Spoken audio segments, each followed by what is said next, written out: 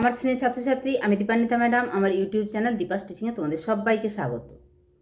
তোমরা জানো মাধ্যমিকের রেজাল্টের ডেট অলরেডি পর্ষদ কিন্তু জানিয়ে দিয়েছে।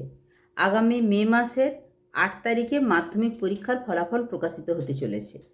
এই নিয়ে আমি যে ইউটিউব ভিডিওটি দিয়েছি সেখানে এরপর একদম কমেন্টের বন্যা চলছে যে ম্যাডাম আমি প্রজেক্ট সহ 22 পাচ্ছি, আমি কি পাস হব?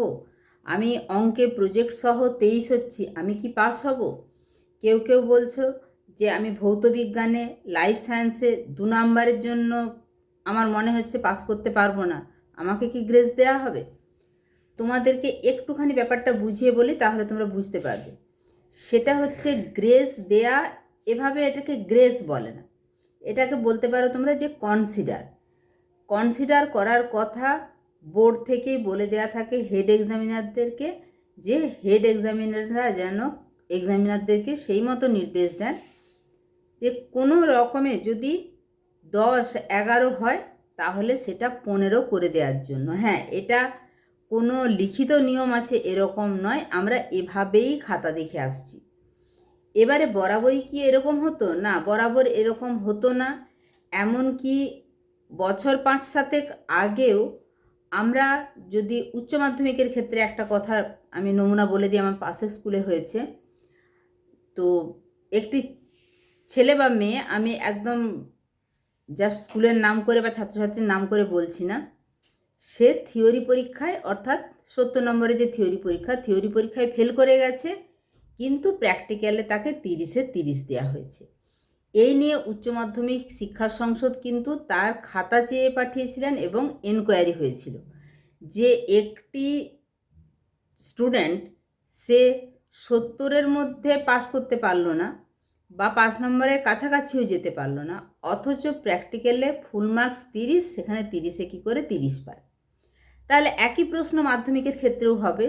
সে হয়তো 90-তে কোনো রকমভাবে 10 পাচ্ছে, 11 পাচ্ছে, 12 পাচ্ছে, কিন্তু সে 10-এর মধ্যে কি করে 10 পাচ্ছে? এটা কোয়ারিজ হওয়ার কথা এবং বেশ কিছু বছর আগে হতো। সেই কারণে আমাদের এই প্রজেক্ট, তখন প্রজেক্ট ছিল না, ওরাল ছিল। ওরালে আমরা কিছু নম্বর, বারবার প্রশ্ন জিজ্ঞেস করতাম, নম্বর কিছু কমিয়ে দিতাম। কিন্তু এখন সে পাসের হার বাড়ানো বলো আর যাই বলো, এখন কিন্তু বোর্ড এই ব্যাপারে কোনো কোয়ারিজ করে না যে সে 10-এর ভিতরে কি করে পূর্ণমান 10 পেল, এবং প্রজেক্টের খাতাও বোর্ডের চেয়ে পাঠায় না যে ও 10-এর মধ্যে 10 পাওয়ার মতোই প্রজেক্ট করেছে কিনা। ফলে এই নম্বরটা তোমার স্কুল যদি কম দিয়েও থেকে থাকে, যদি তোমার এই 2 নম্বরে 3 নম্বরের জন্য আটকে যায়, তখন কিন্তু ওটা যখন কম্পিউটারে তোমার মার্কশিট প্রিন্ট হবে বা যেটা ট্যাবুলেশন তৈরি হবে, ওই সময়ই যদি তোমার 8 দেয়া থাকে স্কুল থেকে, 9 দেয়া থাকে, ওটা 10 করে দেয়া হয়। এটা আমি আমার দীর্ঘ এত বছরের পরীক্ষা সংক্রান্ত ব্যাপারে যুক্ত থাকার কারণে অভিজ্ঞতা থেকে বলছি। এবার আমাদের যেটা নির্দেশ দেয়া থাকে যে আপনারা এরকম মাথায় মাথায় আটকে যাবে, পাস হতে গিয়ে আটকে যাবে, এই রকম করে খাতাগুলো ছাড়বেন না। আপনারা চেষ্টা করবেন মানে আমাদেরকে যেন, আমরা তো একটা যে ট্যাবুলেশন সিট সেখানে মার্কস তুলে পাঠাই, সেখানে 4টে জায়গাতে মার্কস লিখতে হয় এবং একটা জায়গাতে কম্পিউটার সিট, অর্থাৎ ধরো সে 12 পেয়েছে, তাহলে 1টাকে ক্রস করতে হয়, তার পরের লাইনে 2টাকে ক্রস করতে হয়, বা 11 পেয়েছে, প্রথম লাইনে 1টাকে, দ্বিতীয় লাইনে 1টাকে ক্রস করতে হয়। তো এই এতগুলো ট্যাবুলেশনে যে এতগুলো জায়গা, এই প্রত্যেকটা জায়গাতে আমাদের সই থাকে, তাহলে সেখানে কাটাকুটি করা একটা বিশ্রী ব্যাপার হয়। ফলে সেখানে যাতে কোনো রকম কাটাকুটি করতে না হয়, তাই প্রথম দফাতেই ইনস্ট্রাকশান থাকে যে পাসের কাছাকাছি এসে গেলে তাকে আর আটকে রাখবেন না, তাকে কোনো রকমভাবে এই কাছাকাছি মানে 2, 3, 4 এরকম পর্যন্ত গ্রেস দেওয়া হয়ে থাকে। গ্রেস মানে, এটা আবারও বলছি, যে বোর্ডের কোনো নির্দেশ নয়, এটা কনসিডার করতে বলা থাকে যে এইটুকু করে দিলে তার ইয়ার লস হবে না, সে বেরিয়ে যেতে পারবে। এবারে তোমরা বলো, মাধ্যমিকে যেখানে 90-এর মধ্যে 3-4 পর্যন্ত এক্সট্রা দেয়া হয়, সেখানে উচ্চ মাধ্যমিকে 35 নম্বর বা 40 নম্বরেও কি করে 3-4 এক্সট্রা দেয়া হবে? সেটা হয় না।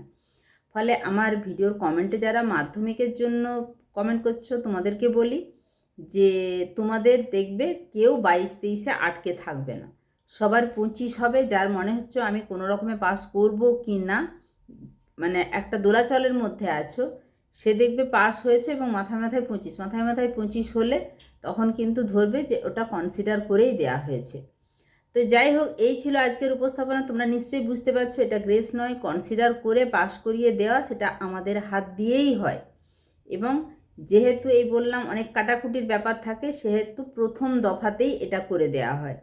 এবং যদি দেখা যায় এরকম, আমরা ধরো সেটা বাড়িয়ে এমন একটা করলাম 11টাকে 15, কিন্তু তোমার মানে 4 নম্বর এক্সট্রা বা কনসিডারে দেওয়া হলো, কিন্তু তোমার স্কুলের সেখানে প্রজেক্টে দেখা যাচ্ছে 9 দিয়েছে, সেক্ষেত্রে বোর্ড ওই প্রজেক্টের নম্বরটাকে, তাহলে তোমার 24-এ গিয়ে আটকে যাচ্ছে, এরকম আটকায় না। সেক্ষেত্রে বোর্ড ওই কম্পিউটারে তোলার সময় ওই 9টাকে 10 করে দেয় এবং তোমার এখানে যাতে 15, 10-এ 25, মানে 25টাই অ্যাকচুয়ালি টার্গেট হয়। তাই কেউ দেখবে না যে তোমার 23 হয়েছে বা 24 হয়েছে। তাই আশা করছি এই গ্রেস নম্বর বলো, কনসিডার বলো, এক্সট্রা মার্কস বলো, এই ব্যাপারটা সম্পূর্ণ তোমরা বুঝতে পেরেছো। অবশ্যই এই তথ্যটা তোমার বন্ধুদের মাঝেও শেয়ার করে দাও, ভিডিওটাতে একটা লাইক করে দিও, আর চ্যানেলে নতুন হলে অবশ্যই চ্যানেলটা সাবস্ক্রাইব করে রেখো। দেখা হচ্ছে খুব তাড়াতাড়ি পরবর্তী উপস্থাপনার সঙ্গে, ক্লাস অর্থাৎ জিওগ্রাফির ক্লাস নিয়ে বা এরকম কোনো অফিসিয়াল আপডেট নিয়ে। যেই তথ্যগুলো আমরা সরাসরি জানতে পারি সেগুলোই তোমাদের সাথে, যেগুলো শেয়ার করা যায় সেগুলোই কিন্তু করি। অনেক অফিসিয়াল ব্যাপার আছে যেগুলো করা যায় না, সেগুলো নয়, কিন্তু তোমাদের কিউরিসিটি মেটানোর জন্য আমার যেগুলো বলা যাবে অবশ্যই তোমাদের সামনে নিয়ে আসবো। ঠিক আছে, যদি আর কিছু জানার থাকে অবশ্যই কমেন্ট সেকশানে তোমরা কমেন্ট করে জানতে চেও, আমি উত্তর দেবো।